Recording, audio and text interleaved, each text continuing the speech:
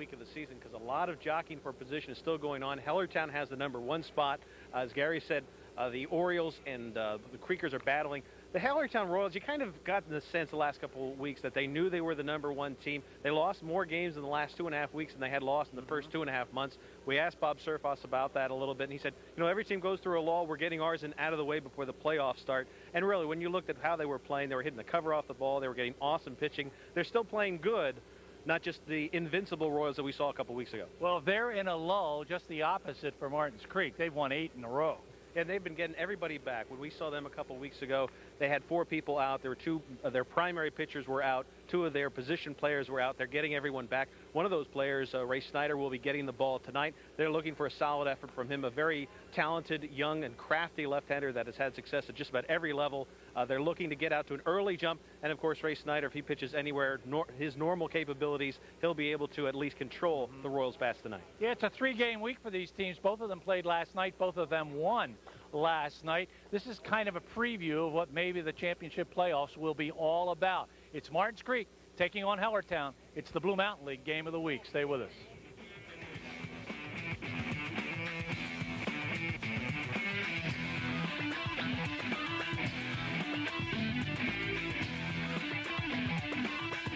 Have taken the field, and it is a beautiful field here at Dimmick Park. A lot of work goes into getting this ballpark ready for a game. Bob Zerfas does most of it. He is the coach, the Royals have had forever. He's been part of this program since its inception. Let's take a look at the Creekers starting lineup. Remember, they've won 8 straight. Number 4, Joe Buba will play second base. Batting second, Donnie Gensel. He's out in center field.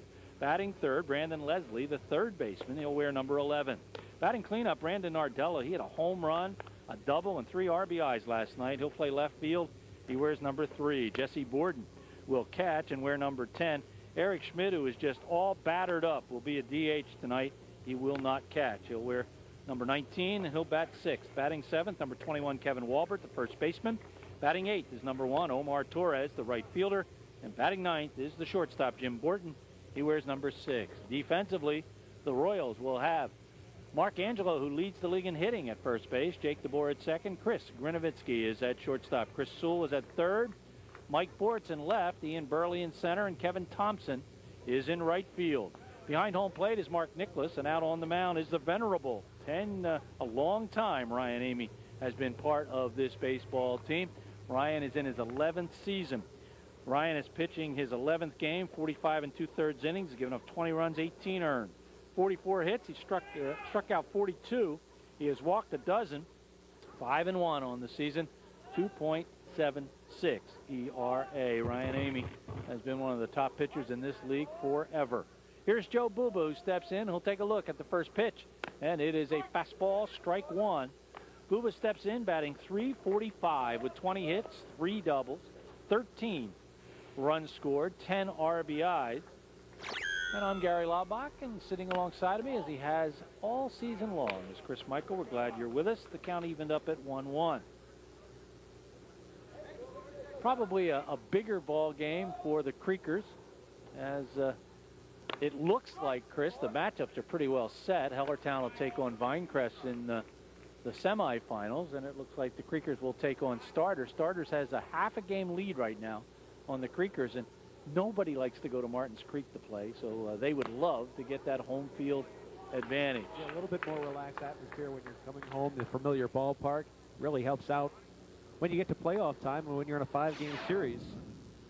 Really want to take advantage of the home games. Big swing and a miss at a breaking ball there. And a first strikeout of the ball game. Here's Donnie Gensel. Team leading .348 with 24 hits, 4 doubles, a triple, 19 runs scored. He has 10 RBIs. And he leads, or is tied for the lead in stolen bases, with 7. And there's a strike. So right now, Ryan Amy is in a first inning groove as he's throwing nothing but bullets and nothing but strikes. First couple innings, the pitcher has a bit of an advantage as those shadows go across the field. By around the 3rd inning or so, the shadows will get to the mound. Makes things a little bit easier on the hitter because you don't have to worry about that flash from sunlight to the shadows. Martins Creek won last night by an 18-4 score. Mentioned Brandon Nardella had a 3-run homer and an RBI double, so he had 4 RBIs last night. Eric Schmidt drove in a couple of runs. So they continued their winning streak. The 2-1 pitch. Swing and a miss. The count evened up at 2-2. Amy, one of those guys that has been extremely successful since the wooden bats came back into this league. That ball is hit down to second base. Backing up on it a little bit was Jake DeBoer. Always has a lot of time from second base to make the throw. And he does for out number 2. One of those advantages playing second base, you have more time. A lot of times if you back up on the left side of the infield, that'll cost you a play. But at second base, you have a bit of a luxury, and DeBoer fielded it cleanly on that big hop. Got out number 2 here in the first. Here's Brandon Leslie. He normally bats even when he pitches. We saw him last week, Chris, throw a terrific ball game against starters. He steps in with a .338 average, leads the team in hits with 28, and leads the team in doubles with 6 of them. 14 runs scored and 10 RBIs. Talked about last week how the Creekers are really hitting the ball well. Well, a lot of those hitting streaks that were going on last week when we saw them against the Orioles have continued through tonight. 1-1 count to Brandon Leslie. Threw a 5-hitter last week, won that ball game by a 2-1 score. That's the only loss that the Orioles have had in their last 12 games. So we talk about Martins Creek being hot, but in reality, the Orioles are even hotter. Although they did throw a loss in there. They're 11 out of the last 12. And a good strike 2. A good sign by the Orioles, too, bouncing back from that victory. They were so hot before that loss last Wednesday. I know Punkin was worried about a letdown, and they've responded by winning a couple games and, for the moment, staying a half game in the second spot in the standings.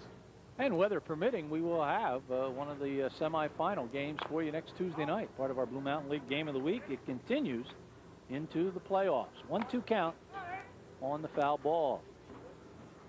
This is probably, Chris, the most pleasant evening we have had all year, although we've had nice weather for the most part, just one rain out. But it is a beautiful night. Rick Geel pushing the buttons tonight. Chris Zaya has moved behind home plate. That ball popped up. It looks like it's going to stay fair. It's a long run, and it's a good run and a good catch. Nice play by Kevin Thompson. I think he caught that ball in fair territory, and that will be the 3rd out of the inning. Nice defensive play. Chris will take you through it. Yeah, this ball was slicing away from him. You see, he couldn't build up a whole lot of momentum until near the end, but he always kept it up, knew his presence on the field. It was in fair territory and made a nice sliding catch for a 1-2-3 inning here in the top of the first. So let's turn the score sheet over, and we'll take a look at the Royals starting batting order. They'll lead it off with Mike Bortz. He'll play left field as Mike leads the team in runs scored. He'll wear number 16. Batting second, number 21, Chris Sewell. He is the third baseman. Batting third, number 3, Chris Grinovitsky. He is the shortstop. The guy who leads in a lot of categories, not only on this team, but in the Blue Mountain League, is Mark Angelo. He'll play first base, and he is the cleanup hitter wearing number 9. Batting fifth is number 5, Ian Burley, the center fielder. Batting sixth, Mark Nicholas, number 7, the catcher. Second baseman Jake DeBoer is batting 7th. He'll wear number 4.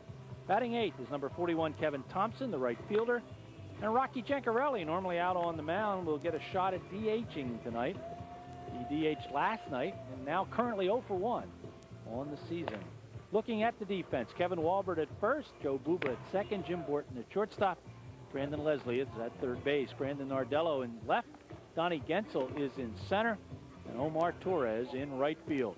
Jesse Borden behind home plate, normally the first baseman, but with Eric Schmidt out of the lineup defensively, he'll handle the spot behind the dish, and Ray Snyder out on the mound. Ray is pitching in his 8th game, 36 innings. He's given up 16 runs, but only 6 earned. 30 hits. He's walked 13.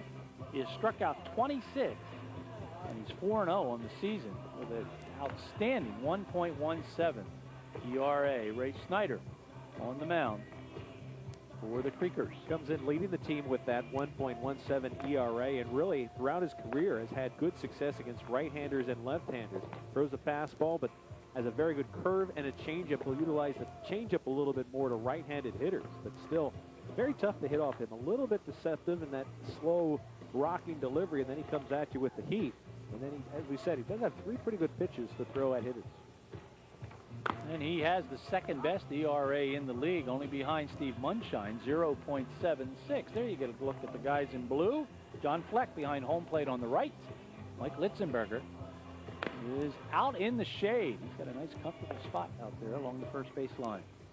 Creekers were without Snyder for a couple weeks during the year, and Robbie Williams also was out. So that you can make a case that's the top two guys on their pitching staff.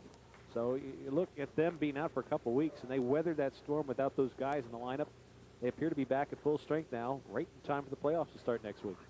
Eric Schmidt, the coach of the Creekers. Bob Zerfas, the coach of the Royals. Bob has been in that spot since 1977 when he and George Cobb, both of them Hall of Fame members, not only played but started this ball club. He's been part of that ball club ever since.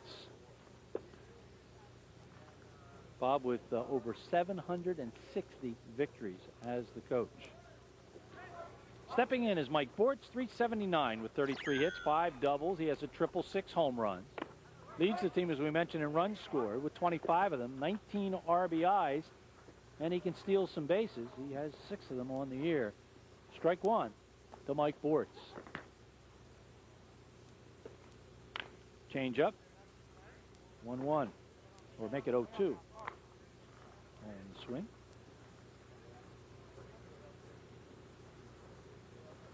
Already, Brian Del Rosso is throwing.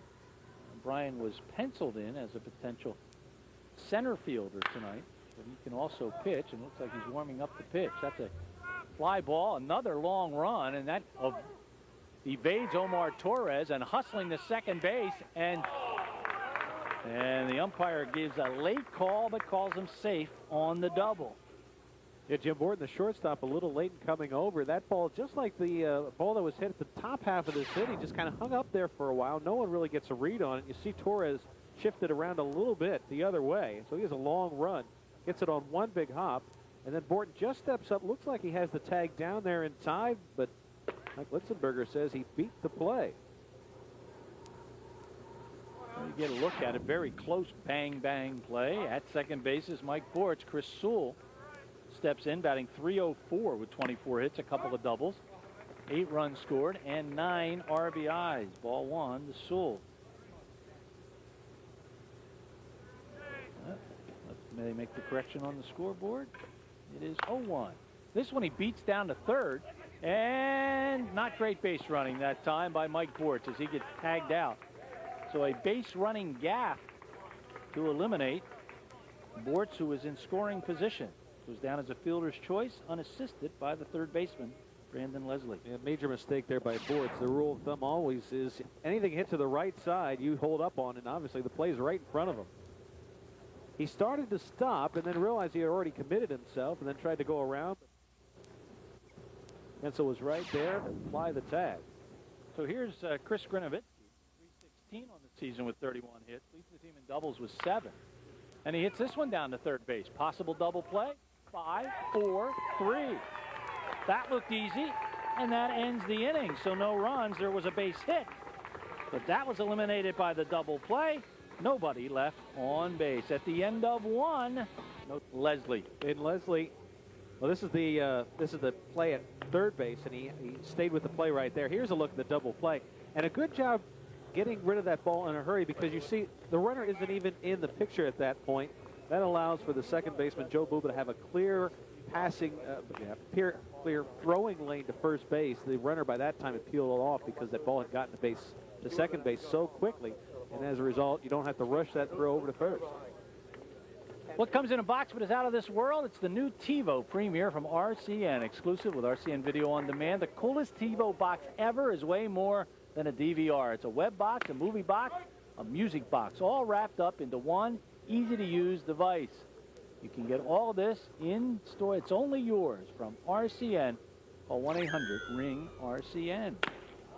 Stepping in is Brandon Nardella. He's had another good season. 333 on the year with 26 hits. In fact, make it 29 now after last night's effort. 6 doubles, 3 home runs, 14 runs scored, and he has 18 RBIs on the season. He's behind in the count. 1-2. Brandon, a Wilson High School product. Good basketball player, good baseball player. And as we mentioned the other night, hard to believe he's been in this league for 8 seasons already. Beats that one into the ground, but off of his foot. And oh, does that hurt, Chris? Just yesterday, actually, Jimmy Rollins did that, and he was gimping around the rest of the ball game. That thing never felt better for him. Surprising you don't see more players at the professional level wearing that ankle guard, because that is truly painful. Here's the pitch running in. Takes a cut at it. Gets it right off the instep. Hurts watching. Outside, and the count goes full. See so many players with arm gear and elbow gear and wrist gear too. That may hurt more than anything when you're up at the plate. Good rip. Fastball. And a good swing at it by Nardella. He has consistently been a 300 hitter in this league.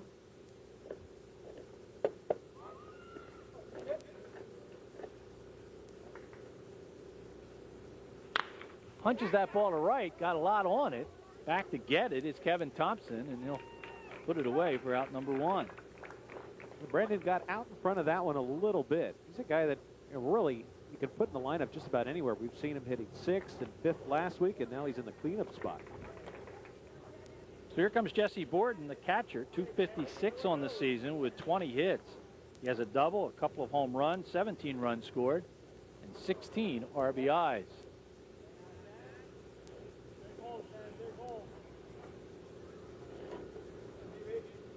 Just a great location here, Dimmick Park. They've got a beautiful pool. They've got nice grounds. And the ballpark is just spectacular. Nice dimensions, nice trees surrounding it. It's just a idyllic spot to play some baseball in the summertime. 1-1 to Borden. Well, Ryan Amy doesn't mess around. He's ready to go as soon as he gets that ball back from his catcher. Up high, 2-1. Really mixing locations too, in, out, up and down through the first 4, now 5 hitters.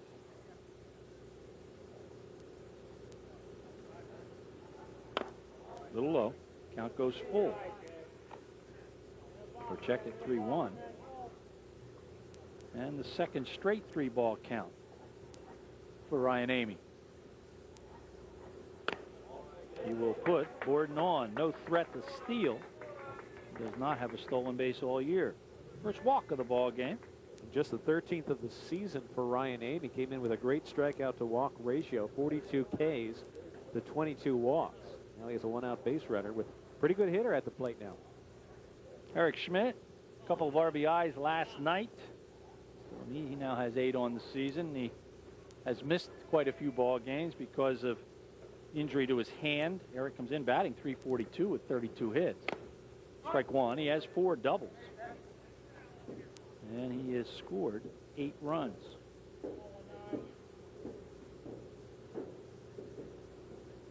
The 0-1. And it's 0-2.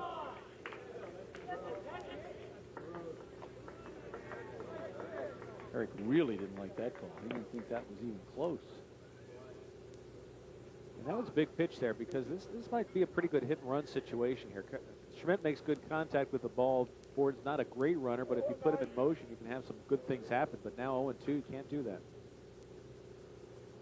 And they don't. That ball outside, 1-2. Now you might want to give it some thought. The only problem, Chris, is the guy who gives the signals is batting. They can't look down at the third base coach. That's right. That ball is punched into right field, and that will be a fair ball. Coming to third base is Borden. And Schmidt will stop at first. Runners on the corners with 1 down. Well, Thompson has good speed, got over there in a hurry. We just mentioned that there's no third base coach there, and Borden had to swing his head all the way around. Probably wasn't going to come home anyway, but when you have to turn around to see where the ball is, you really don't have much of a chance to give yourself a chance to score. You see Thompson getting over that ball just down the line. Thompson got that ball in. Borden has to hang on at third base. Runners at the corners now for the Creekers. Strike one to Kevin Walbert. Comes in batting .269 with 18 base hits, a couple of doubles, 6 runs scored. He has 11 RBIs on the season. And he wants to put this ball in play, try to get a run across with Borden just 90 feet away. Swing and a miss. He's behind in the count 0-2. Eric all day long was trying to figure out whether to put himself in the lineup because he's so banged up. We mentioned finger, knees, and shoulder. But right now he may have the big hit, depending on what happens. Well, good piece of pitching by Ryan Amy. He did not give Walbert anything to hit, and he gets his second strikeout. Walbert guessed wrong on an 0-2 pitch there. Ball wasn't even close, and he was way out in front of him. Here's Omar Torres as you get another look at that pitch, Chris. They say breaking down, late cut. And Borden will get a courtesy runner as Brian Del Rosso will go out to run for him. As the catcher, he gets that courtesy. Torres 265, 18 hits, 4 doubles, 15 runs scored, 9 RBIs.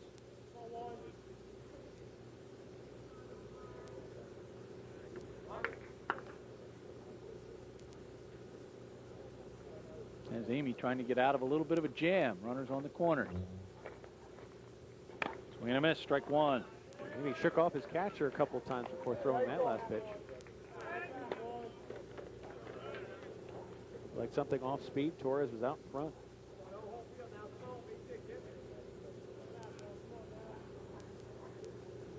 The 0-1.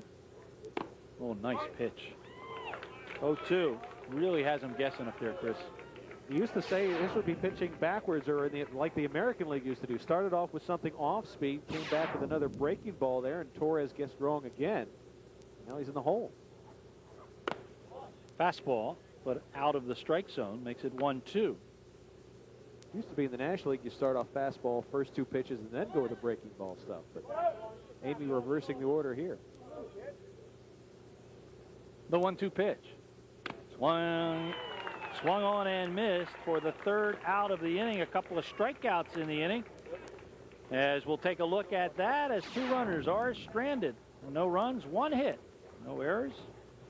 Gets both batters on curveballs, too. The first one low, and the one to Torres up and in a little bit. Good movement on both of those pitches. So 2 runners are left stranded. Braun and Turco are with us tonight, the insurance company, as they provide the highest quality insurance products and customer service, and they've been doing it since 1947. You see where they're located, 1501 South 4th Street in Allentown.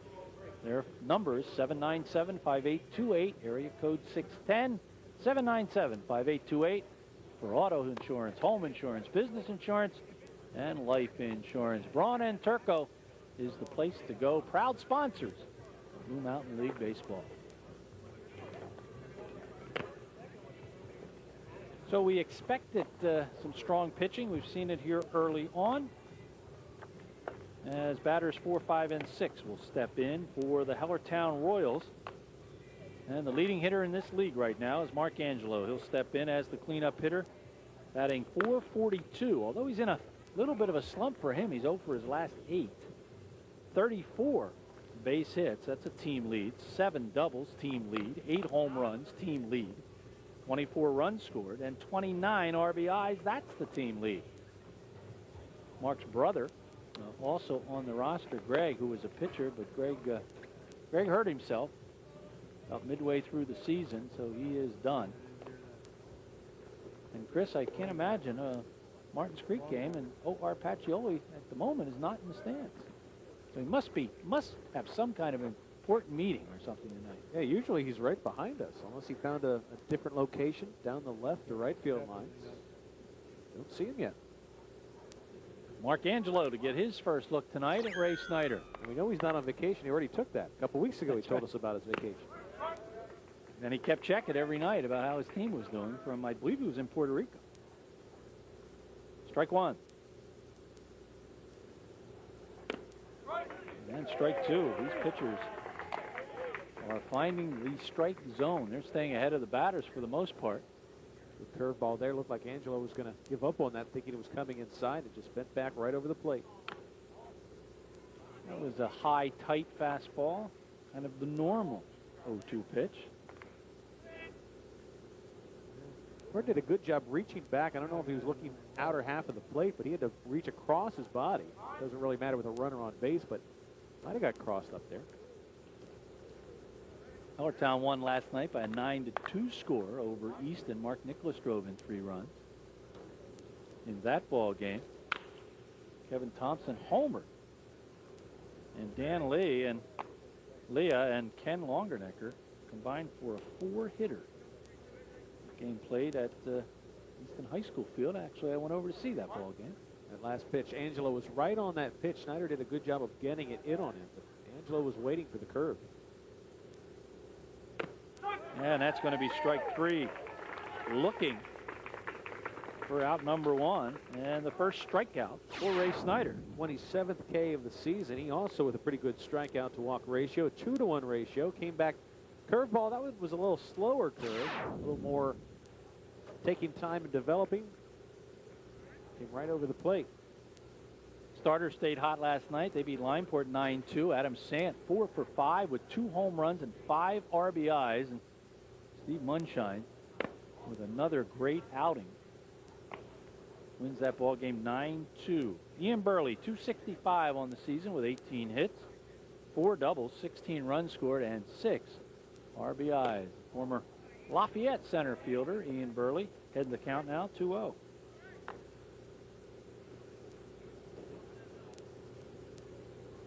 Burley was involved last Tuesday night. We'll develop the story in a moment after this pitch.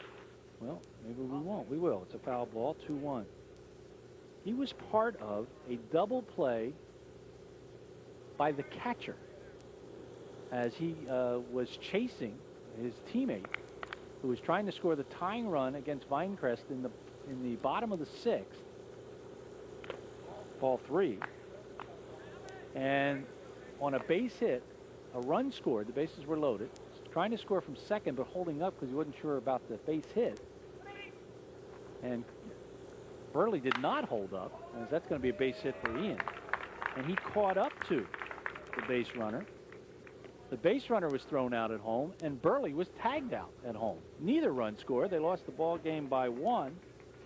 And Burley, in sliding and coming right up, bumped the catcher and got thrown out of the ball game. Yeah, that was one ejection, led to another ejection.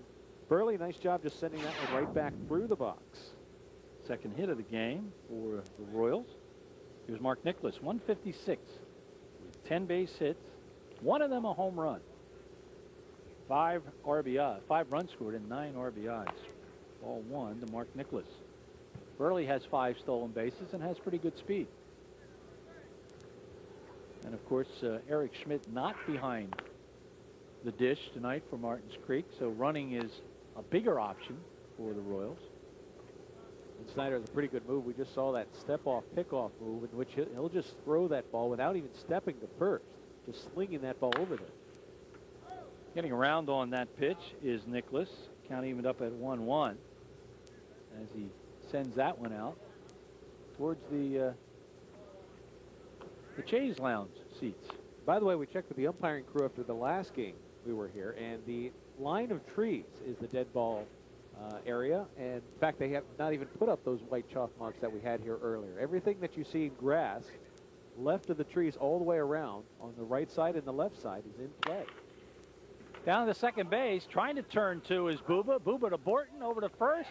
They did it again. That's their second double play to end an inning. So no runs on 1 hit, no errors, and Hellertown's yet to leave a runner on base, even though they have a couple of base hits at the end of 2. No score. You're watching the Blue Mountain League. Game of the week.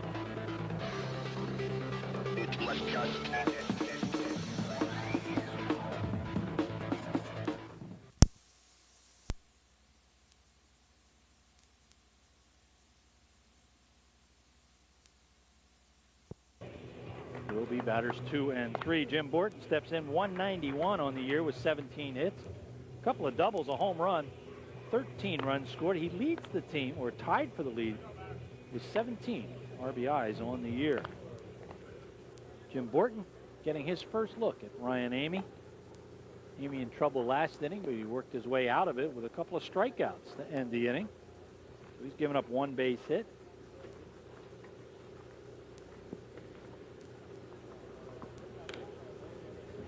This is the only team, the Creekers, in the Blue Mountain League that was part of the original Blue Mountain League 63 years ago.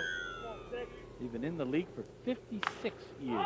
Hot fly, playable, foul territory. Mark Angelo, he just lopes over there. 1 pitch, 1 out.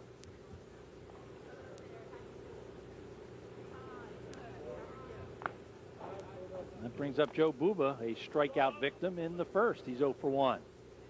Or going after the first pitch there. A lot of times when you're struggling, you want to try to at least take a strike, make the pitcher work a little bit. Morton saw something he liked. Brendan O'Connor not here tonight. He works in New York. Ricky Rivera on vacation. Jay Rothenhausler is on vacation for the Royals, so they're not available. That's where the book fair is going now.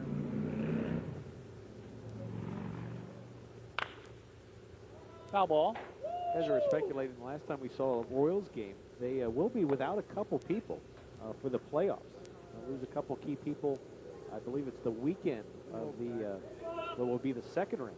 Yeah, I think they'll be able to play 1 game on the weekend. That was the buzz because there was a rumor that some people weren't going to be there. Depending on who you talk to, it was anywhere from 2 to 6 people. So yeah, they will be without 2 players. One of them's a pitcher. I think it's Ryan Amy, I believe. Off the end of the bat, and now Amy has to cover. It's going to be a foot race, and Amy will win it. Good play by the pitcher. DeBoer makes the play. So in the book, if you're keeping score, it's 4 to 1. We're out number 2. Amy did a good job coming over there. Should be automatic. You see a little hesitation, but still got over there in good shape, well ahead of the batter. He's a veteran, Chris. He does all the right things, plays the position very well. He's an Emmaus guy. They're all about fundamentals at Emmaus. Well, we have an Emmaus guy on our crew, and I don't think you've ever said anything nice about that guy. Chris Zaya, who normally directs our Blue Mountain League game of the week, he's behind home plate tonight. Rick Gio back in his perch. Pushing all the buttons. Strike 1 to Donnie Gensel. He's 0 for 1, grounded to second in the first.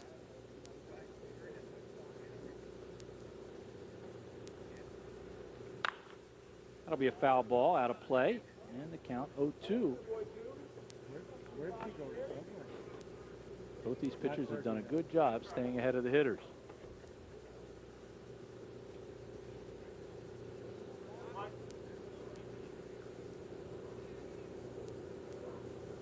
.328 down the right field line, .374 to right center. Just a little outside. Shortens up a little bit in center field, .346. .384 in left center, and .328 down the left field line. Nice dimensions here in Hellertown. That'll be a foul ball. Long run for Sewell. He's trying to get to it. He cannot. Count will stay 1-2. Seen Ryan Amy shake off his catcher Mark Nicholas a few times tonight. Nicholas is one of those guys that pitchers really like to throw to. He'll work with you. He'll come out. He'll give you support when needed. He'll let you call your pitches. Does a real good job defensively there too, but just as important, if not more important, pitchers like throwing to him. Probably not a tougher position to play than adult summer baseball, though. You know, these guys work all day, and then they go behind the plate in the hot weather.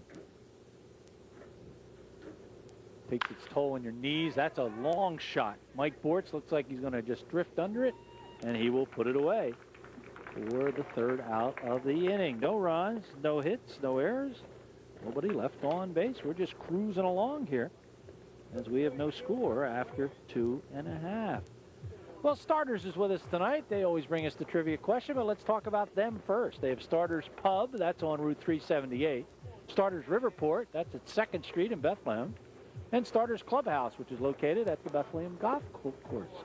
So all 3 of them offer great food, great nights, great entertainment, big screen TVs, all the sports you want you can find at Starters, and why not enjoy a good brew and some good food. Starters. Martins Creek is the oldest BML franchise with 56 years. Hellertown and Lineport are number 3 with 33 years. What team is number 2 with 38 years in the Blue Mountain League? Now, that wouldn't be that team you made up a few weeks ago, right? The Apollo Creeds or whatever you said? That was that other trivia question? They weren't made up. They were in the original Blue Mountain League. I don't think there's anybody still alive that played on that team. So it's not the Apollos. It is not. I can guarantee you that if that's your answer, you'll be wrong. Stepping in for the Royals will be batters 7, 8, and 9. Even though Ray Snyder has given up more hits than Ryan Amy has, he has faced the minimum number of batters thanks to a couple of defensive double plays. And that last one wasn't hit real hard at all. Nicholas broke his bat on that one, and Booba did a real good job of pivoting and getting rid of that one to Borton. And again, Borton had some time. Didn't have the runner bearing down on him. Clean throw over to first. Two biggest keys when making the double play. Either have to get the ball there early or throw it on either side of the runner so that man making the pivot play has enough time to get out of the way. Jake DeBoer comes in batting .268 with 22 hits, 3 doubles. He leads the team in triples with a couple of them. He has a home run, 14 runs scored, and 7 RBIs. He has a guy you want to keep off the bases. He's very quick. Nice pitch right at the knees, strike 1.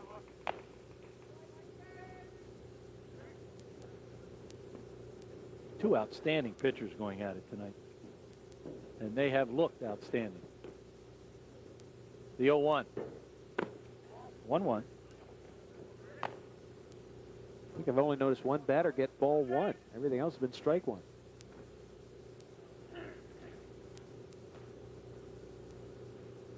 Oh, what a change-up curve. 1-2, DeBoer way out in front of it. The great thing about Snyder, it all looks the same coming out of your hand there. You couldn't tell when he's on his release if that's a fastball or a changeup.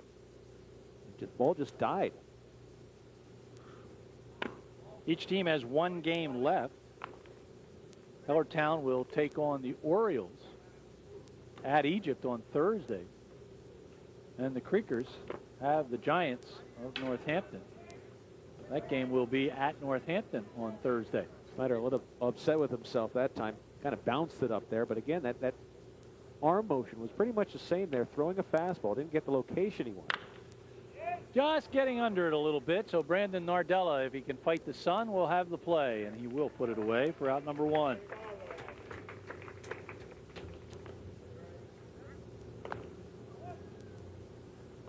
So that will bring up the 8th batter in the order, Kevin Thompson, .219 on the season, 16 hits. He has a double, a triple, and 4 home runs, 18 runs scored, and 14 RBIs on the year. Guy has good power. Kevin Thompson, the right fielder. Strike 1.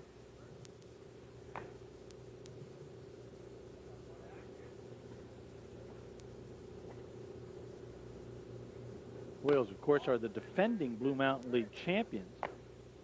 And Bob Zerfas spent the offseason making a very good roster even better. He added 8 new players and 5 new position players. Swing and a miss. Chris, they're going after pitches out of the strike zone, and that's a sign of a good pitcher. No, it's the right fielder. Torres moved over a couple steps to his right, looking for Thompson to pull the ball. He's been way out in front of his pitches so far. The 05 team for the Orioles won 29 games, losing just 3. But Bob feels this ball club may be just as good. Even though they're 24-6, he thinks the league is so much better this year.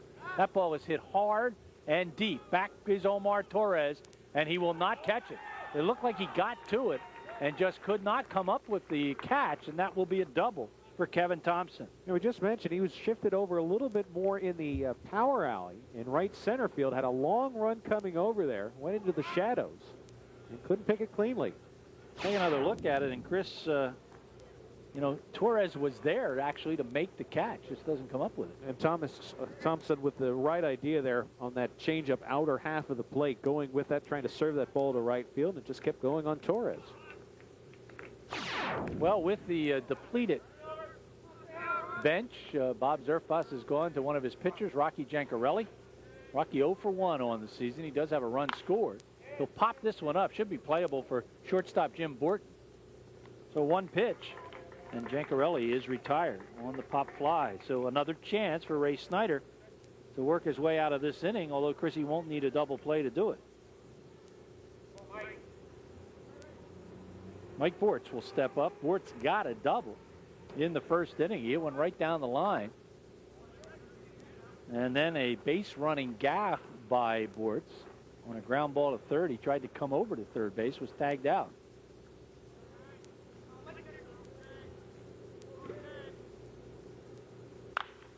Down to third base. It kind of eats up Brandon Leslie. That will be an error on the third baseman and move Kevin Thompson to third base. There'll be runners on the corners with 2 down. Our first error of the ball game. Not quite sure what happened here. He had the glove down. Just going to take a hop right at the last minute, bounce off his ankle. Yep. Hop came up over the glove. So Chris Sewell steps in. He grounded into a fielder's choice to third base in the first 0 for 1. Sewell was involved in that ground ball to Leslie where he made the tag out. Nice pitch. That last play, you wonder, he had his glove down on the ground, which is the right call, because if you keep that ball up and it goes underneath, that ball's into left field. The runner probably comes around and score. At the very least, Leslie was able to keep that ball in front of him for the moment, keep a runner from scoring. Checking Bortz back. Bortz does have 6 stolen bases. They certainly don't want to run themselves into the end of this inning. Although he probably wouldn't mind getting himself in scoring position. He's going. That ball is hit up the middle, and now diving Jim Borton can't pick it up. That will be an RBI base hit for Chris Sewell. So between the fly ball that maybe should have been caught, the error at third, it will be the Royals who strike first with an RBI base hit by Sewell. Yeah, hit and run here, and the shortstop was staying home, and it probably worked to the disadvantage of the Creekers because Borton was over in the hole, had to make a long run to try to make a play, cannot. Bortz, good job running from first to third, and Sewell with an RBI hit on at first. So deja vu all over again with runners on first and third, only this time a run has scored. Strike 1 to Grinovitsky, who grounded into a double play in the first.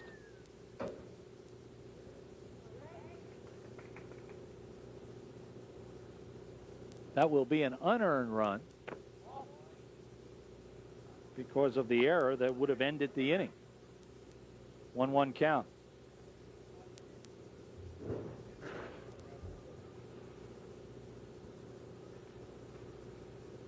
That's kind of been the story of Ray Snyder's season, Chris. He's now given up 17 runs on the year, but only 6 of them have been earned runs. It's still not affecting the wins and losses, too. A lot of times you get some bad play behind you. That'll cost you a few wins.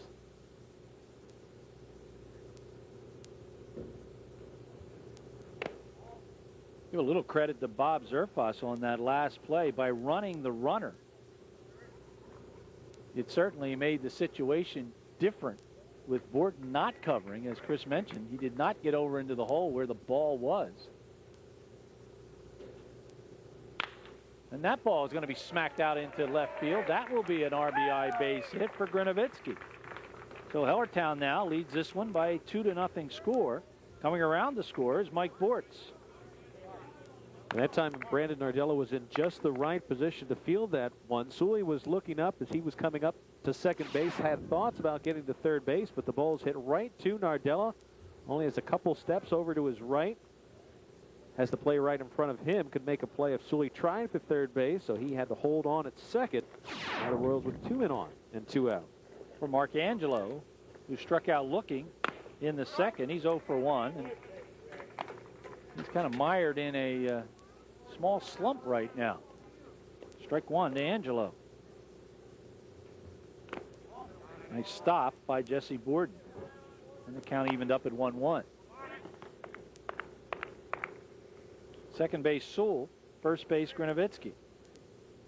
Last time up, Angelo could really pull the trigger on that curveball. That time he did hold up when he saw it coming.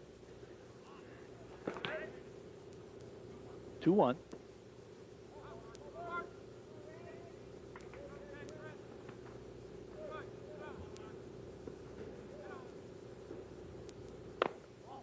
And it's 3-1. So a tough inning here for Ray Snyder. Go back to that ball to Torres. He was actually there to make the catch and didn't come up with it. And then an error. And then some base hits by the Royals. 3-2. Big pitch here for Snyder. You have a left-handed hitter with a right-hander coming up next. Gary said I've already had a couple outs taken back because of misplays. And we'll load him up on ball 4 to Angelo for Ian Burley. Third base, Sewell. Second base, Grinovitsky. First base, Angelo. First walk issued by Snyder. And we were just talking about Snyder needing to calm down here, and Eric Schmidt is realizing that as well. He's going to come out and try to settle down his young left-hander. It's frustrating, too, when you have a couple plays and you know you should be in your dugout right now, and it's even harder then to kind of bear down. And a lot of times pitchers will have a tendency to just kind of lose focus and get wild, as Snyder's done in this set bat to Angelo. And Eric's message, probably a pretty simple one. Let's just get the third out here. Throw strikes. And let's see if we can get Ian Burley out, although Burley's always a tough out. He had a base hit in the second, and he was erased on a double play. Now they'll speed things up a little bit as home plate umpire John Fleck goes out to get them moving.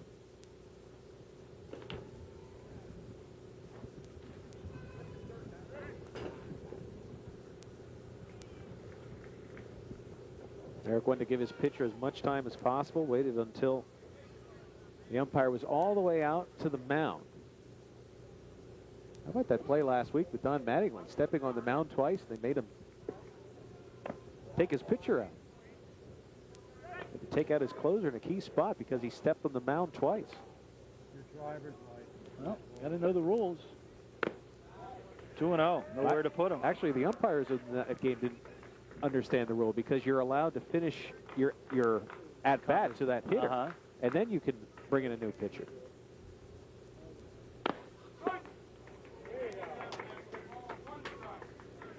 Two 2-1.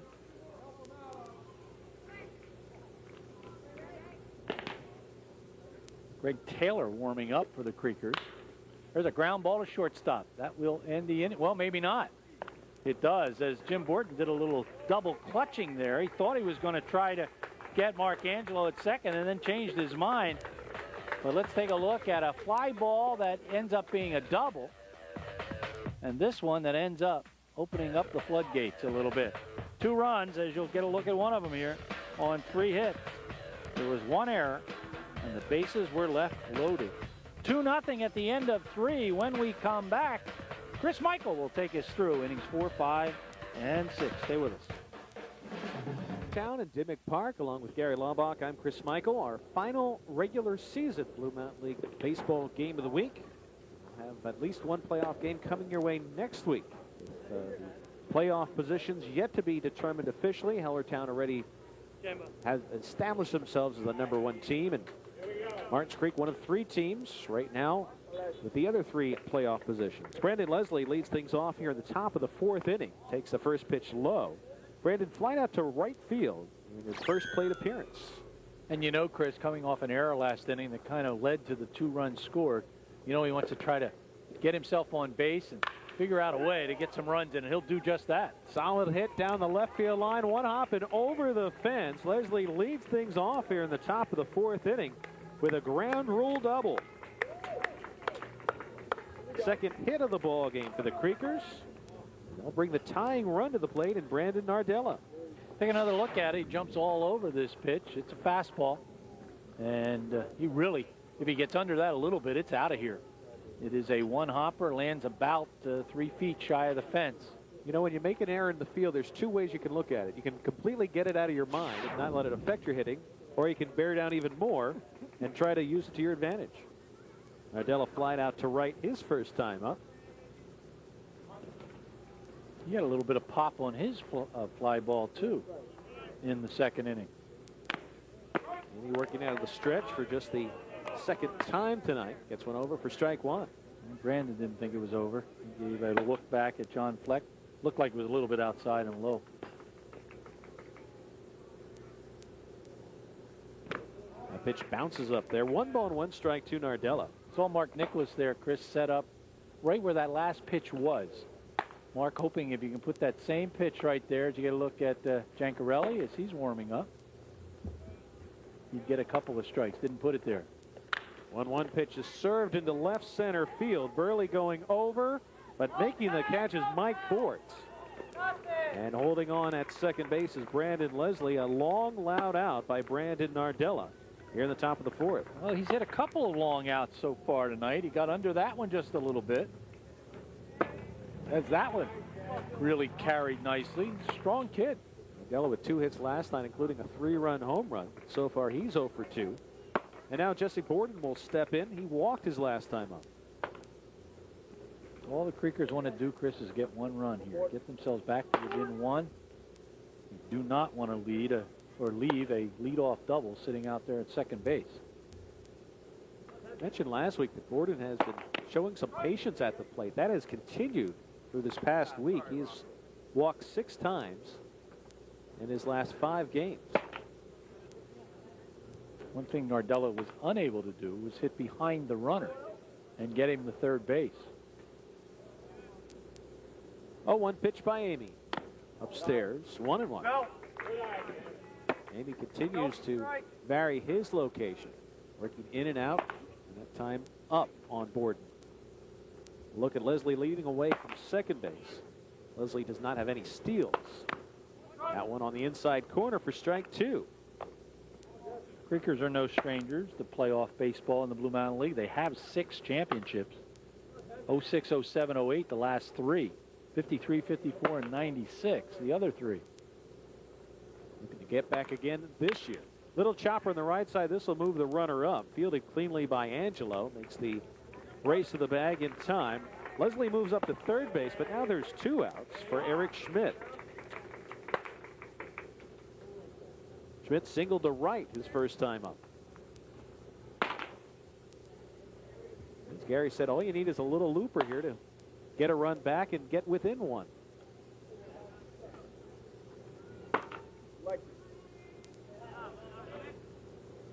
Eric did a real nice piece of hitting in the second inning. Got behind Outside the pitch. count. Yep. Full windup in the first pitch, a swing and a miss. No balls and 1 strike to Schmidt.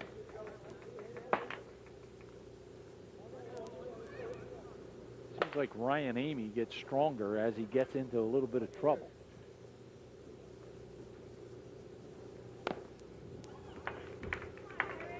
Schmidt waves and misses, nothing in 2 as he is now in the hole again. Knew he got fooled on that pitch and kind of chatting with Mark Nicholas, a fellow catcher, about that last swing. Leslie on at third base, 2 outs. The wind and the 0-2 pitch. Chopper on the left side. Grinovitsky backhands nicely, throws off balance, and gets Schmidt at first base to retire the side. So the Creekers waste a leadoff double by Brandon Leslie in the inning. As we get another look at it, had to go deep in the hole, but then you see the flip, and by a mile they get Eric Schmidt. No runs, 1 hit, and 1 man left on. Through 3.5, it's Hellertown leading the Creekers 2-0. And a look at the current Blue Mountain League standings. As we mentioned earlier, the Royals in first place as we approach the playoffs, which will be starting this weekend. They have a comfortable lead in first, followed by the Orioles up by a half a game on Martins Creek. And then the Reds just in that 4th position, a half game behind the Creekers entering tonight's play. All 4 teams amongst the top teams are in action tonight. And then the Falcons, looks like they're going to fall just short after a great first half of the season for Easton. They were as high as 2nd in the league. They're not quite out of it yet. They haven't been officially eliminated, as the Reds have 3 games remaining. The Falcons have 2 games remaining.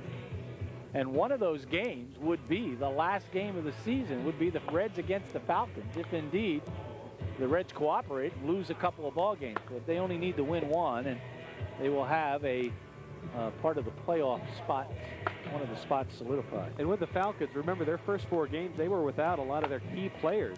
You could argue they've been one of the most consistent teams since the first 2 weeks of the season. It's just that the Orioles and then the Creekers just went on unbelievable winning streak. The Orioles of 10 games, The Creekers right now with an 8-game winning streak, and because of those winning streaks, they leap over the Falcons, push the Reds down to the 4th spot currently, and Easton right now on the outside looking in. I went to that game last night, as I mentioned, the Easton ball game, and they threw as good a lineup as they could possibly throw up there. And Chris, that ball game all centered around a 7-run inning. As in that ball game, Hellertown, actually an 8-run inning, Hellertown scored 8 runs in what was a 1-0 ball game through 5. They got 8 runs in the 6th, and that was it. Dan Leah started that ball game. He's been a reliever all season long, and Coach Surfos wanted to try something new, put him in the start. Had a very good start. Could see a lot more starting opportunities going forward. Well, he's kind of what you would call a major league rehab situation. They're just trying to get him more innings off an injury. And they wanted him to go 3 last night. He said, Coach, I think I can go 4. And after 4, he said, Coach, I think I can go 5. And that's what he went. He went 5 innings, didn't give up a run. We'll head to the bottom half of the 4th inning for the Royals. Mark Nicholas will lead things off, followed by Jake DeBoer, and then Kevin Thompson. Nicholas grounded into one of 2 double plays turned by the Creekers defense through the first 2 innings.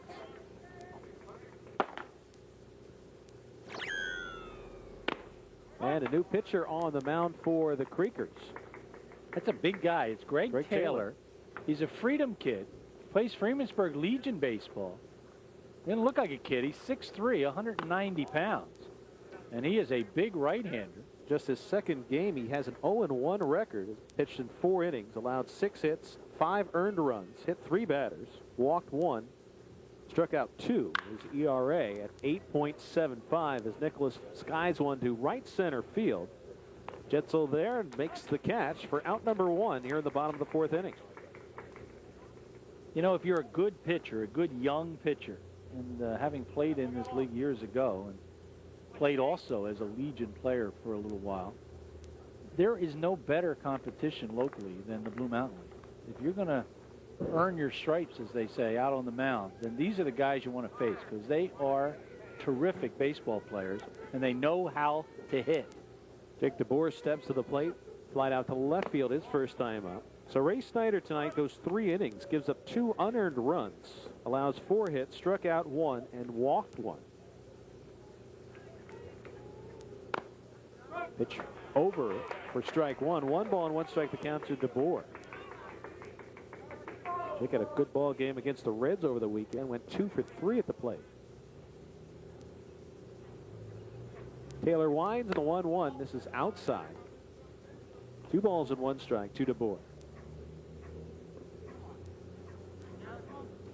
I don't know if the Royals looked at Taylor's numbers before coming in, but 3-hit batsman in 1 appearance. That might have you shaking a little bit as he tops one to shortstop. Borden up with it. A strong throw goes way over the first baseman Kevin Walbert's glove. It stays in play, and DeBoer will hold on at second base as the ball bounced off the fence. If it goes to the left side, past the trees, it's a dead ball. You're awarded second base, but it hit the fence, and so that was a live ball. One of the things the Creekers have not been doing in their winning streak of 8 games is making bad defensive plays. It's something that did haunt them earlier in the season.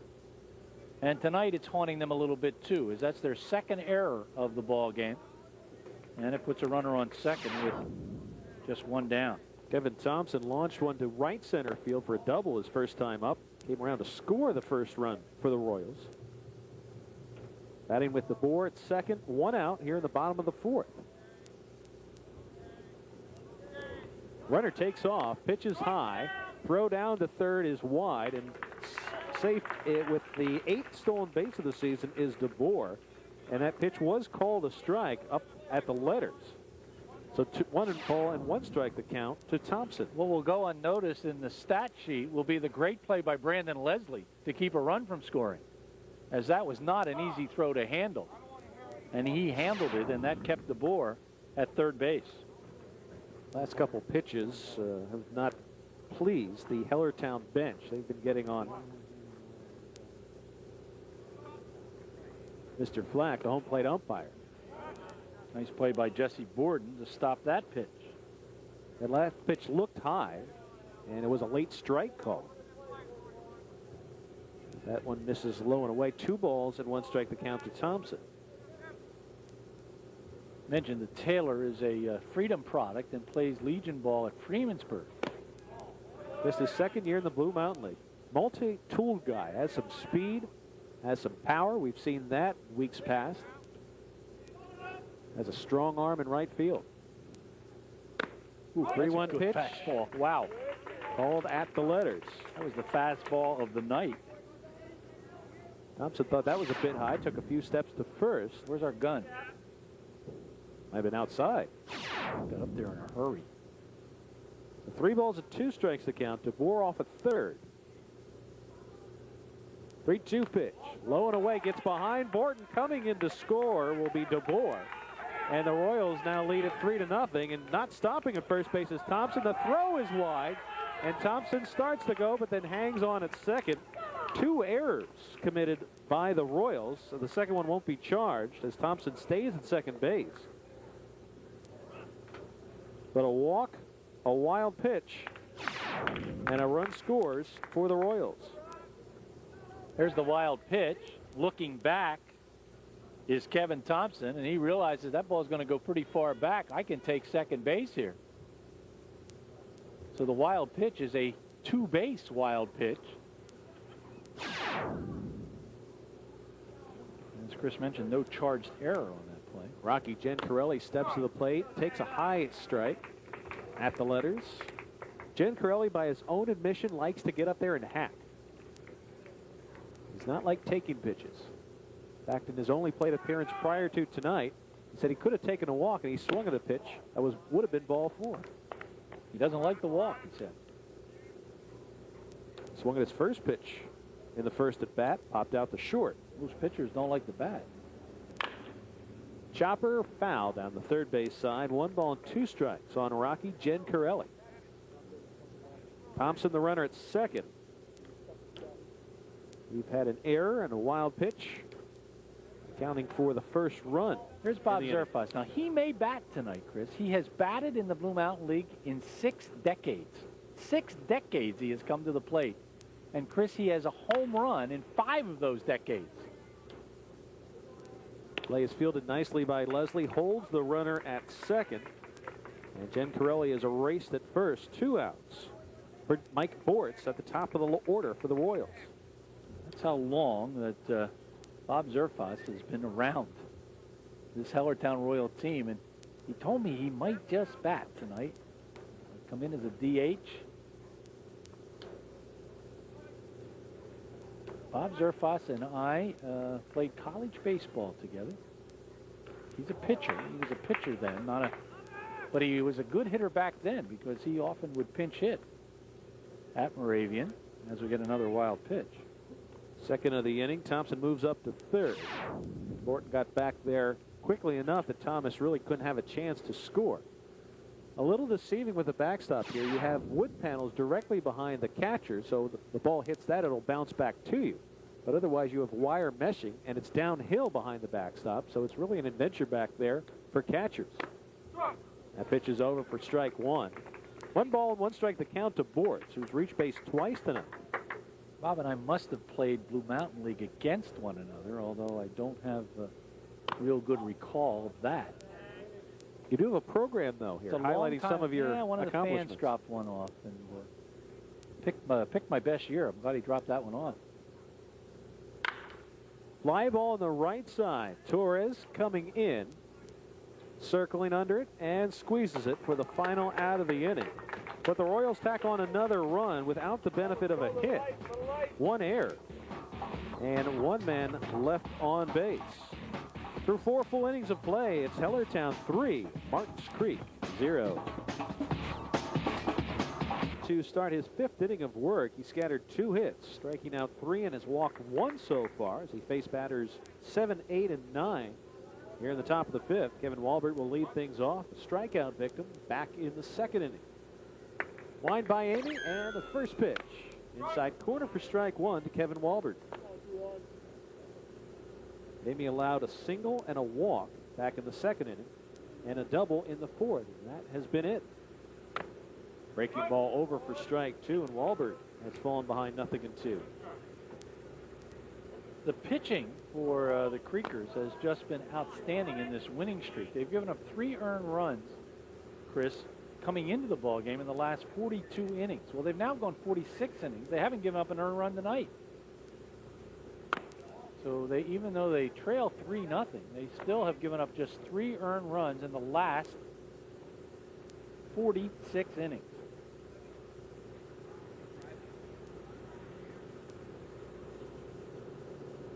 One-two pitch, bounces up there. Probably that's a little bit troubling for Eric Schmidt because, as you mentioned, they've been playing much better since. And you don't want to revert to that as you begin to start the playoffs in a couple days. Yeah, when we asked them about the turnaround, it was because of the pitching, consistent lineup, and good fielding. Amy misses upstairs, one of the few 3 balls count that Amy has worked tonight. Creekers looking for a little life here. They'll take the walk. 3-2 pitch, fouled back over the backstop. Walbert hanging in there after falling behind 0-2. He's making Amy work here at the top of the 5th.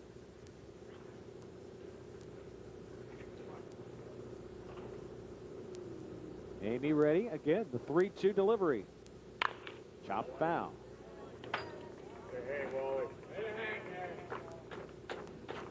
Omar Torres waiting on deck to be followed by Jim Borton here in the 5th inning. Amy has been in some trouble. He just hasn't given up any runs. He left 2 runners stranded in the 2nd, a leadoff double in the 4th, yet to get on the board.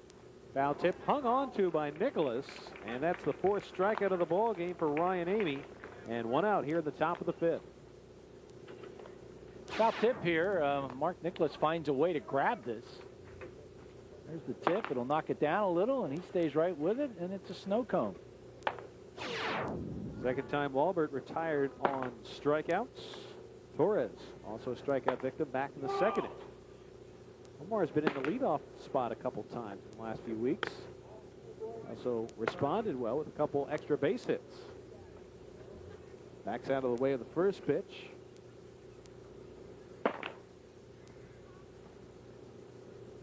One 0 pitch, low and away, 2-0.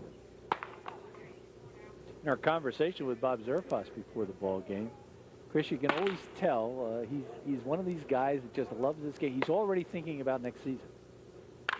Line drive, hanging up there for Mike Bortz. Bortz broke in, froze, and then hardly had to move to make the catch. 2 outs here in the 5th. What you don't want to do is make that ill-fated first step in and then watch the ball go over your head. So he kind of took a step and then froze, as you said, and came right to him. And he's looking right into the sun, too. That's right over the tree line. And talking about Zerf, you know, the playoffs are coming up, but Chrissy was already talking to us about his pitching staff. He may have to rebuild that next year. So he's not thinking about getting out of the Blue Mountain League. Jim Borton steps in, takes one over for a strike. He's not going to get too much sympathy from the other 8 managers, though. Technically rebuilt it this year with all the changes to his starting lineup and the addition of pitchers. That's off the championship. 1 ball and 1 strike the count to Borton, who fouled out his first time up. And he waves and misses for strike 2. He's one of those guys that should probably be inducted into the Hall of Fame twice. Once as a player and once as a manager. 1-2 pitch, missed low. I thought you were going to say he should be inducted in once as a player and manager, and the other time for playing with you. That was college. I was a freshman when he was a senior. Called 3rd strike, 2 strikeouts in the inning for Ryan Amy, 5 on the night. And the Creekers are retired 1-2-3 for the 3rd time in the ball game. No runs, no hits, and none left on through 4.5. Martins Creek trailing the Royals 3-0. Well, let's go back to our starters trivia question of the night. Let's see how your Blue Mountain League knowledge is. Martins Creek is the oldest. Hellertown and Limeport are number 3 in the league. What team is number 2? 38 years. They haven't always had the same first name. But, Chris, I think you probably know this one. It is? Orioles. Yeah, the starters, Orioles. They've had about 4 names, but they've always been the Orioles, and they've always been Punkin Miller. Well, they've been in Caddy for a while. They played Center Valley. Played there for a couple years. So starters Orioles, number 2, 38 years. You recall them the starters Pumpkins. Yeah. You've been in charge that long. You should get something. We'll head to the bottom half of the 5th inning. A beautiful day for baseball. We've been lucky, as Gary said earlier. We had 1 rain out. It didn't even rain that day. It's not like we came out here and got drenched. That game was called about 6 hours before the game actually was supposed to start. We had a bad shower the night before, and then a pretty bad shower early in the morning, and that took the field out of play. Greg Taylor will start his 2nd inning of work. Came in last inning, allowed an unearned run, did not give up a hit. He gave up a walk, and the batter reached base on an error, and then a couple wild pitches and a ground ball. That, by the way, was the game when replayed, where the 2 runners were thrown out at home on the same play. Might have been a very interesting replay. And a couple of players got ejected on that play, much to the chagrin of Bob Zerfas, because they were both his players. Chris Sewell will lead things off here in the bottom of the 5th.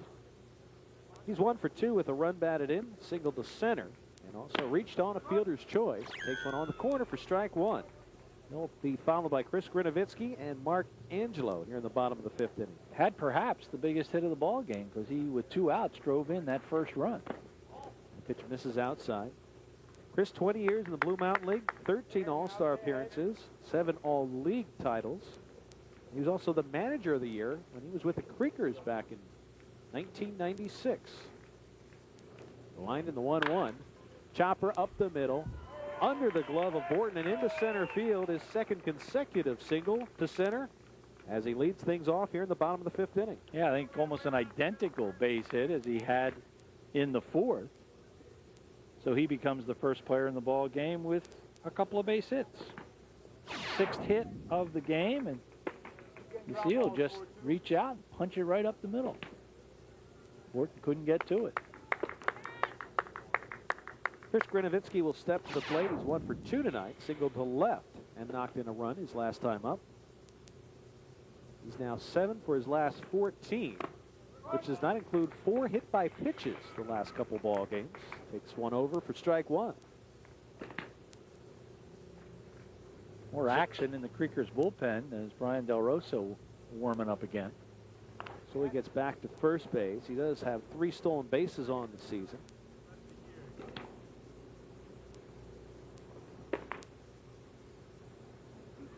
Oh, 1 pitch lifted to right center field. Torres coming in. Booba going out. It's going to fall in between them. Sully got caught in no man's land, and he will be erased. No, the ball is dropped by Borton and safe all around.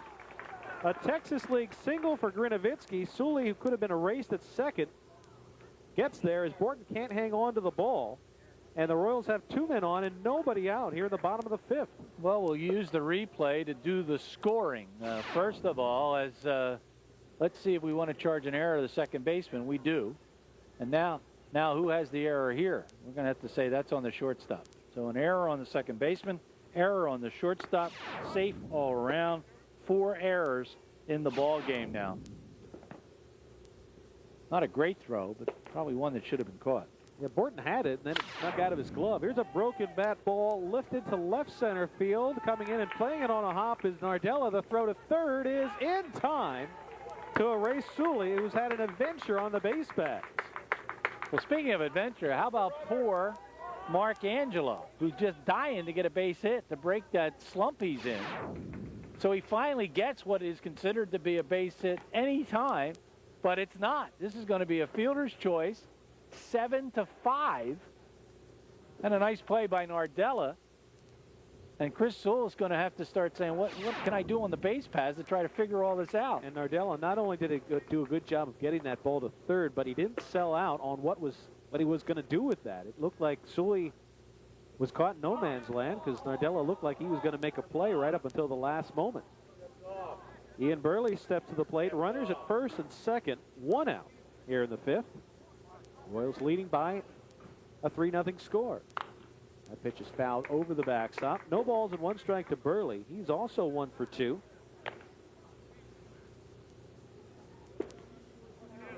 An MVP back in the 2004 season. He had 4 consecutive plate appearances in which he reached base. Come to an end when he grounded out back in the 3rd inning. He's a contact hitter. He will put the ball in play, fake the bunt there.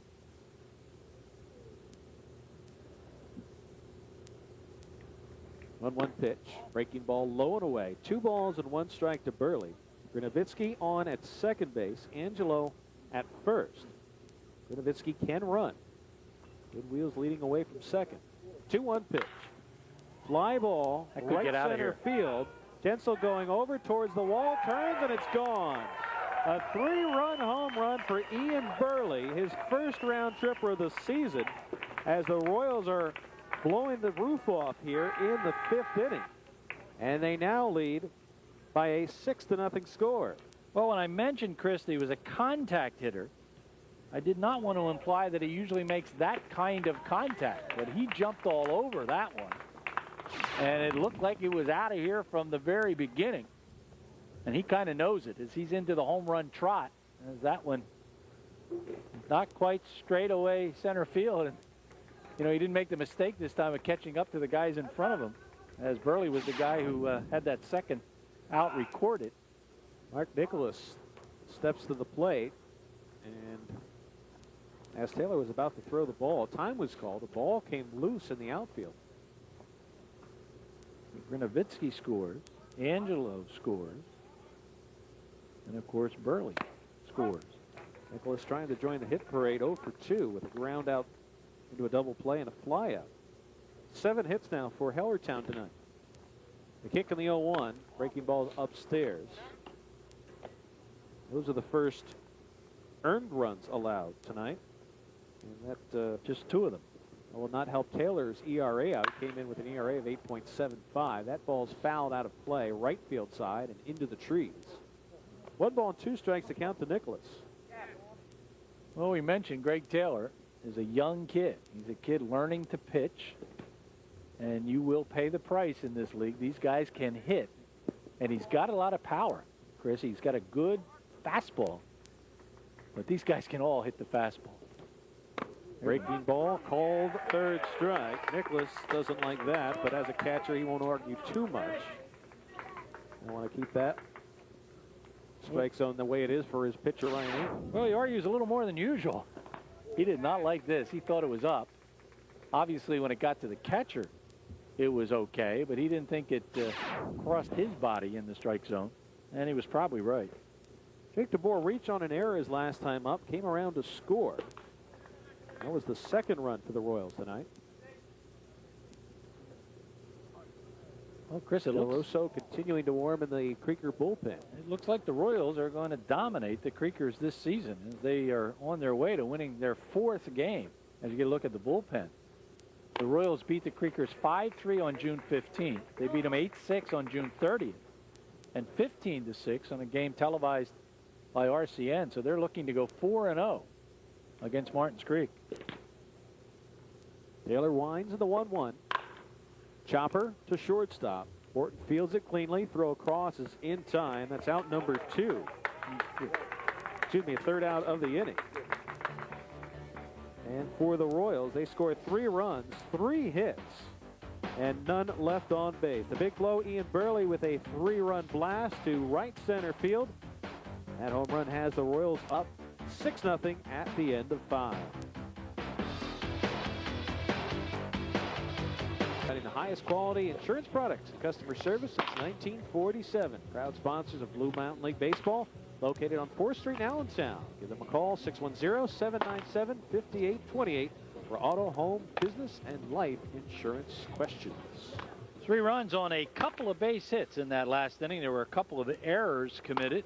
So 4 errors now by the Creekers tonight, as they're down by a 6-0 score. 7 base hits in the ball game for the Royals.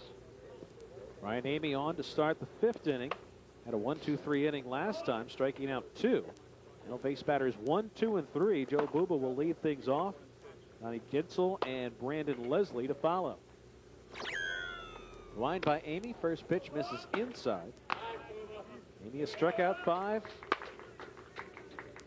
walked 1, and allowed 2 hits. Only 1 runner has reached third base. Wind in the 1-0. Low, 2 balls and no strikes. Well, the 8-game winning streak certainly in jeopardy. Home field advantage in the playoffs through the first round in jeopardy. 2-0 pitch, a little chopper foul. Martins Creek has Northampton in Northampton on Thursday night, but if they lose, they would probably need some help, assuming the Orioles win tonight. 2 balls and 1 strike the count to Buba. Buba came in with a 14-game hitting streak. Grounds 1 in the hole, and that streak will continue under the glove of Grinovitsky and into left field. And Joe Buba's a leadoff base runner here at the top of the 6th. Just the 3rd hit of the ball game off of Ryan Amy. But again, you like to lead off an inning, particularly when you're down, with the potential and maybe driving in a run or 2. They're going to need Not be taking off here, down by 6. When it gets out here, in line with the metal on the This pitch catches the inside corner for strike 1. Gensel played his high school ball at Easton. He's in his 4th year in the Blue Mountain League. Swings and misses out a pitch upstairs. Gensel behind now, 0-2. Coming off a pair of good ball games. A couple extra base hits in their last 2 contests.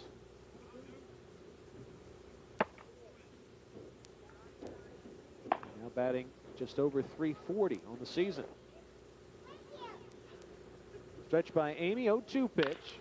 Big chopper off the plate. Fielded by Grinovitsky, only 1 play, and he throws it wide of first base. Runners will move up to 3rd and 2nd base. The ball's still in play, but holding on at 3rd is Buba. Gensel on at 2nd. And the Creekers with 2 men on and nobody out here in the 6th. We'll take another look at this play. I believe that Grinovitsky had the base runner. So that would make this an error. I think he had time to go to second base. Yep. I think he assumed that Buba had gotten there, so he just went to first base and threw it wide. So that's the first error of the ball game by the Royals. Puts runners on the corners. 2-base error has Gensel at 2nd, Buba at 3rd. Brandon Leslie will step in. He doubled his last time up.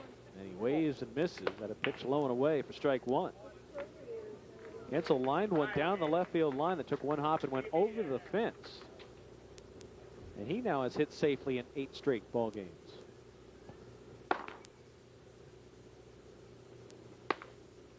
Amy working out of the stretch.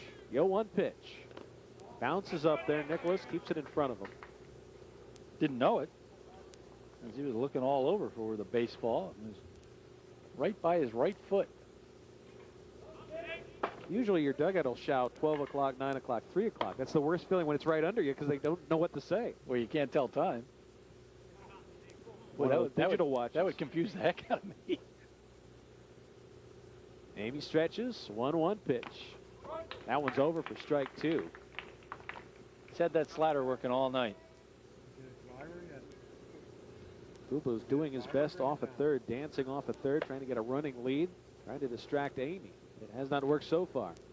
The stretch and the 1-2 upstairs for ball 2. Amy, a 10-year veteran, and he is a competitor. Bob Zerfach just loves the way he attacks a batter.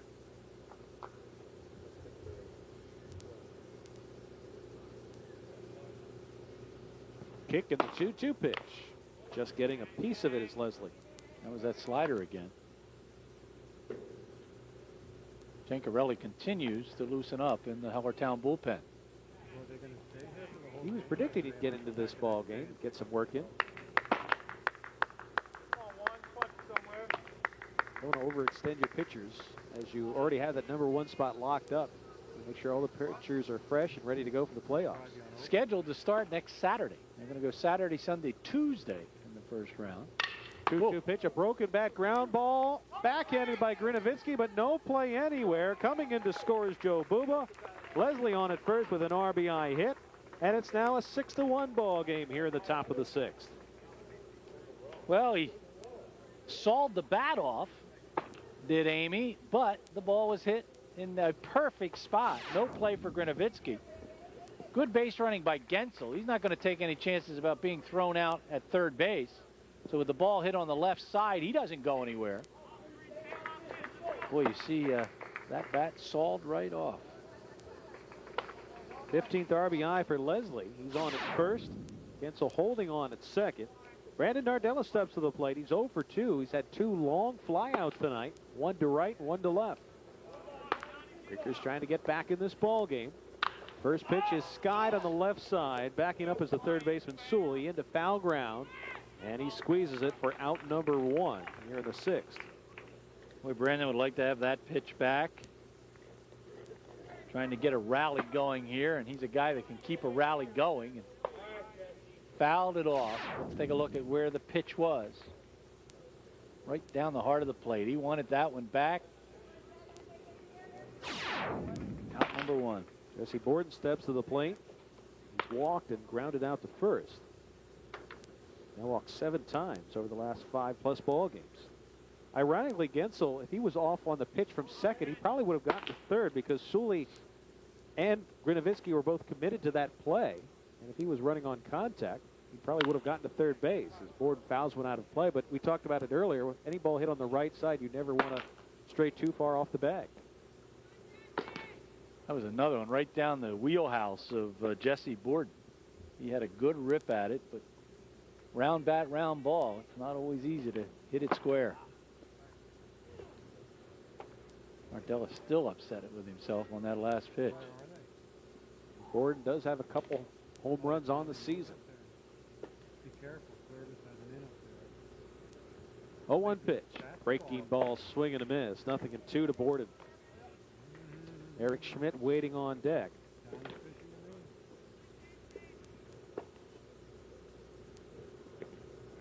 Gensel at second, Leslie at first, 1 down.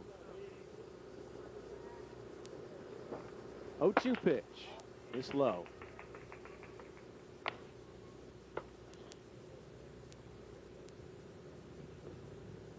This at bat by Borden will determine whether that was an earned run or not. Swing and a miss. The ball's dropped, but first base is occupied. 6 strikeout by Amy tonight. 2 outs here in the 6th for Eric Schmidt. And that makes that an unearned run because of the error by shortstop Grinovitsky. Amy would have been out of the inning now with no runs in.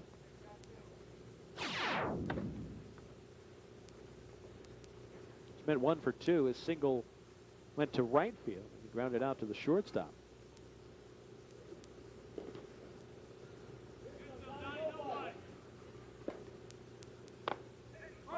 First pitch is over for strike 1. And Schmidt again kind of catches his breath after that pitch was called. No balls and 1 strike. Schmidt the DH tonight, normally the team's starting catcher. A 1 pitch misses. 1 ball and 1 strike to Schmidt. Eric has not hit a home run this year, and probably with all the injuries around his hands, he's not a home run threat here. It's not the kind of team they are anyway. Fly ball center field. Burley coming in, stops and makes the catch to end the inning here in the top of the 6th. Creekers get 1 in the inning on 2 hits. There was 1 error, and they leave 2 men on base. Through 5.5 innings, it is Hellertown 6 and the Creekers 1. I want to tell you about Schwindy's glove relacing. Don't replace it, relace it. Tom Schwindy has been repairing baseball gloves for over 20 years now, and he does top quality work on many different colors of lacings, and he will have you looking like a pro. Not only relaces gloves, but repairs torn and broken gloves as well. Reasonable prices along with a 3-year guarantee on every repair. Check him out at Swindy'sGloveRelacing.com and mention this ad when contacting him and receive a $5 credit off your repair from the webpage price list. That's Tom Schwindy's Glove Relacing. Well, one thing that the Creekers have not been doing in their 8-game winning streak is making some bad defensive plays. Well, it all started in the third inning. A fly ball deep that was not played properly by Omar Torres. That's a double. And then this error, still no runs in at that point, but that led to 2 runs in the inning, 1 run in the 4th, 3 runs in the 5th. And we have a new pitcher out there on the mound, Chris, for the Creekers, Brian Del Rosso. A lefty out of Phillipsburg, his 2nd year in the league. And Del Rosso was one player rumored to be in the starting lineup tonight in center field. Instead, he'll get into his 3rd game on the mound. He started 2 games, so his first relief appearance. He completed both of those ball games. He has a 1-1 record, a 4.67 ERA, thrown 12 innings, allowed 18 hits, 9 runs, 8 of them earned. He has struck out 8, and he has walked 10. Brian Del Rosso, the 2nd left-hander, on the mound for the Creekers tonight, and he'll start the bottom half of the 6th inning, excuse me, facing batters 8, 9, and 1 for the Royals. So Greg Taylor done for the night. He goes 2 innings. He gives up 4 runs. 2 of them were earned, as he gave up just 2 base hits. He walked 1, struck out 1, and he is not the pitcher of record. Royals looking to win 2 in a row. They defeated Easton last night 9-2. And then they will play at Egypt to take on the Orioles and end their regular season on Thursday night. Martins Creek in danger of having their 8-game winning streak snapped. They have 1 more game left as well at Northampton on Thursday night. Coming off an 18-4 win over the Blue Mountain Hawks last night. Kevin Thompson will lead things off. He's doubled, scored a run, and has walked. Orioles have 2 more ball games to play after tonight. That's who the Creekers are trying to catch. Rosso starts Thompson off with a big breaking ball that missed low. That was 8 years ago. The ball, no strike to Thompson. Thompson with a home run in that ball game over Easton yesterday. A pitch over. 1 ball and 1 strike to count to Thompson.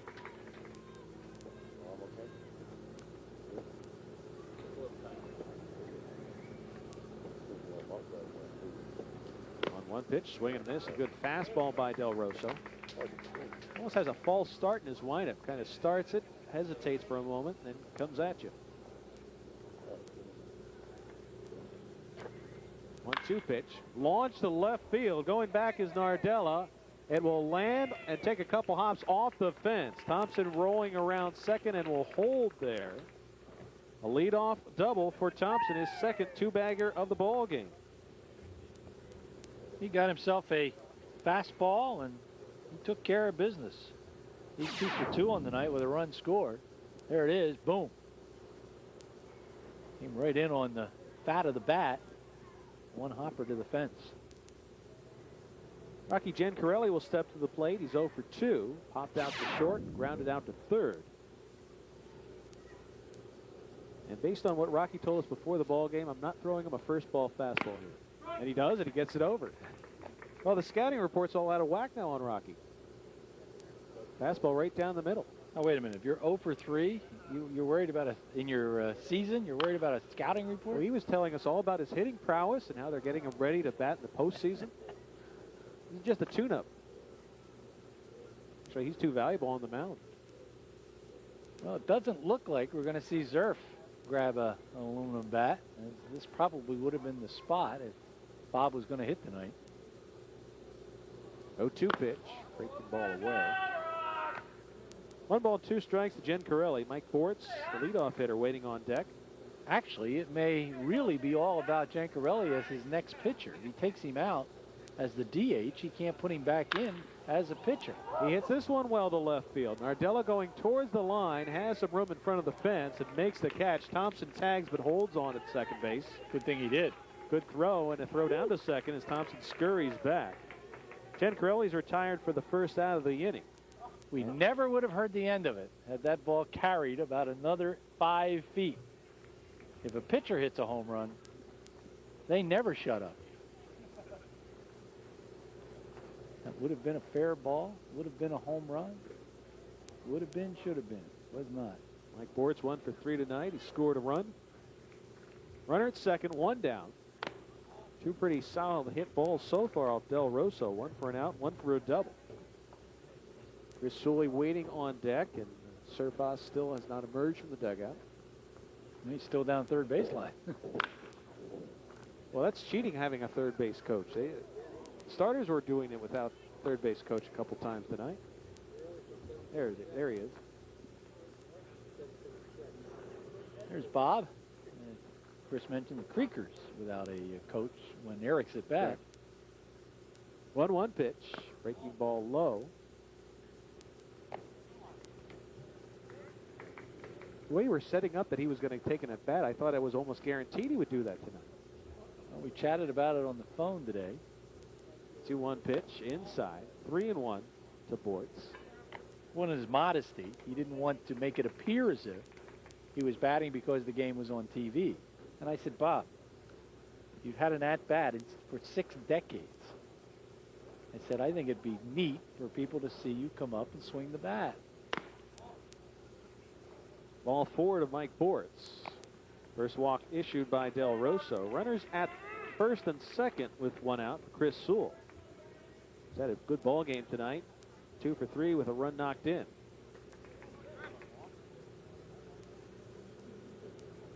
Not a lot of daylight to play with in these ball games. You pretty much have to be finished by about 8:15.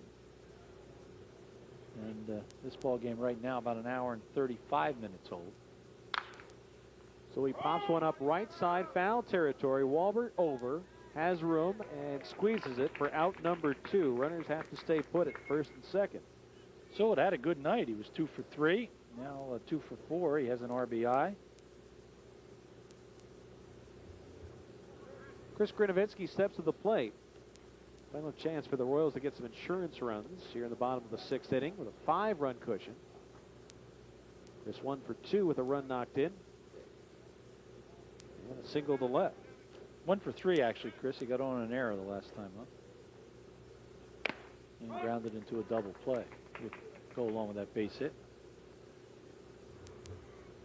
He's filled up the stat sheet, though. He's got a run scored, an RBI, and a base hit. Surf would bat for Chris. Would he play shortstop then in the top half of the inning?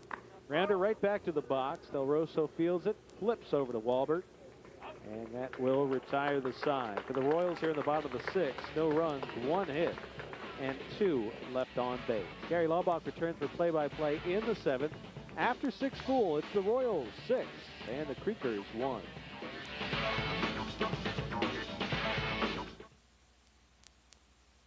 RCN Video on Demand. It's entertainment without limits, especially when it comes to the sports you love to watch. Check out pigskin action from NFL Network on demand. NHL hockey, college basketball, and bull riding on Versus. Body slams and blood matches from WWE. Plus the latest news and highlights from ESPN. All on your schedule, all at an affordable price. Explore your remote possibilities today by pressing the VOD button or going to Channel 1. Come home to RCN. One more time, Bob Turco, Russ Braun of Braun and Turco Insurance Incorporated. Proud to sponsor Blue Mountain League Baseball. They've been with us ever since we've been doing Blue Mountain League Baseball games. Highest quality insurance products. We've been around since 1947. Auto, home, business, life insurance. 610-797-5828. 610-797-5828. Located on South 4th Street in Allentown. Braun and Turco. We thank them for their sponsorship. Well, here we go. The last gasp here for the Creekers. Gary Laubach, Chris Michael. Glad you're with us again. Remember, we'll be back next Tuesday night with one of the semifinal matchups. May very well be right back here, as it looks like it would be Hellertown against Vinecrest, and they are an interesting matchup. Two teams that don't really care for each other. And that was before the controversy a few weeks ago. Yeah, that's right. 0 for 2, Walbert. He has struck out twice. Amy trying to finish this one out. Wants to go 7. He's ahead 0-2. There have not been too many chinks in his armor tonight. Giving up 1 run, and it was unearned. Perfect pitch. That's a perfect 0-2 pitch. Just off the plate. Make the batter think about it. Make the umpire think about it. Don't have the pitch counts here, but Amy is a guy that's going to be pitching on Saturday. It's going to be a third strike. And not running because Kevin Walber wasn't sure. Where are you going to put Cameron? He thought maybe it was a foul ball, and he is going to take the collar tonight with 3 strikeouts. Take another look at it. Yeah, his teammates were telling him to go off with the pitch. Didn't hear any wood making contact. Not sure why he did not run there. He flinched a little bit like he was going to run and then just stopped. Torres hits a ground ball. That will be a fair ball just inside the bag. Omar not going to take any chances as they're down by 5, so he'll stop at first base with the 5th base hit of the ball game. Good job by DeBoer, the second baseman. The relay throw back into the infield. The throw back into the infield got loose, and Torres would have been able to move up the second base with his speed. See, Bort's over, fields it, and then misses the cutoff man, and then DeBoer has to scamper to reel that ball in. So here's Jim Borton. He fouled out to the first baseman in the 3rd and struck out looking in the 5th. He's 0 for 2, strike 1. Just to finish up the point on Amy, he'll be working on 3 days rest if in fact he's going to start on Saturday, but he's, for the most part, has breezed through the Creekers lineup tonight, so he hasn't had to work real hard tonight. Obviously, Coach Zerfas feeling that he won't be overworked by at least starting the 7th inning. And because he's going to be away, he has to use him on Saturday. And he's one of the guys that you have him on your roster, you have to use him.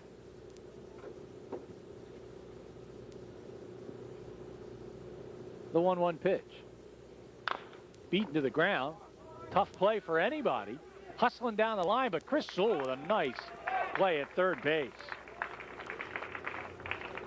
For out number 2. Down to second base goes Torres. Had to bare hand that one, only shot. Didn't have a chance to pick it up with the glove and make the transfer here. Ball went under the glove of Amy, so Sewell has to go around him, charge it. Strong throw and a pretty good scoop by Angela at first as well. Actually, just made sure it didn't get on the turf. Nice play for out number 2. So here's Joe Buba. Kept his hitting streak alive. He's 1 for 3 on the night with a run scored. Strike 1. He represents the perhaps the last out of the ball game.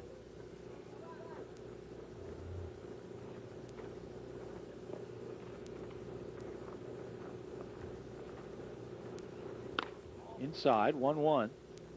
Nicholas setting up way off the plate. He's putting that glove well off the plate. Trying to get Buba to chase that one. Big at bat tonight, Ryan Amy with a 3-run home run, and that sort of locked this one down. 1-2 now to Buba. Usually where the fans are supposed to get on their feet and clap. They're going to sit and keep their hands together. Summertime, the living's easy. The 1-2. 2-2. Hellertown trying to win their 25th game of the year. Creekers will go to 19-12 and have their 8-game winning streak snapped, and they'll finish a rare 0-4 against Martins Creek on the season. Foul ball. These two teams, of course, met last year in the championship final, won by Hellertown. I think that was a 5-game series.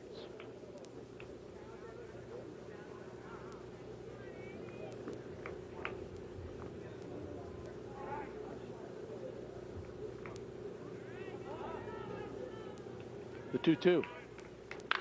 Hit hard into center field. Burley got a good jump on it, and Ian Burley will put it away. So the ball was hit hard, but Burley was right there to collect it, and this ball game is in the books. 1 run for the Creekers. They did it on 5 base hits. They committed in the ball game 4 errors, and they left 6 runners on base. For Hellertown, 6 runs on 8 hits. They committed 1 error, and they left 6 runners on base. Hellertown wins their 25th game of the year. It's time for the starters player of the game, and it's that guy right there. How can you not give it to Ryan Amy? Great effort tonight. He did not give up an earned run, as Ryan Amy will get his 6th win of the season. He struck out 7. He only gave up 5 base hits in the ball game. He walked 1, and he goes to 6-1 on the year. Ryan Amy is our starters player of the game. Just a reminder, we will have semifinal action for you next Tuesday night on the Blue Mountain League Game of the Week. We may very well be right back here in Hellertown for that one. So for Chris Michael, Rick Kehoe, the RCN television team, we thank you so much for spending time with us. And for all of us, I'm Gary Laubach. Good night, everybody.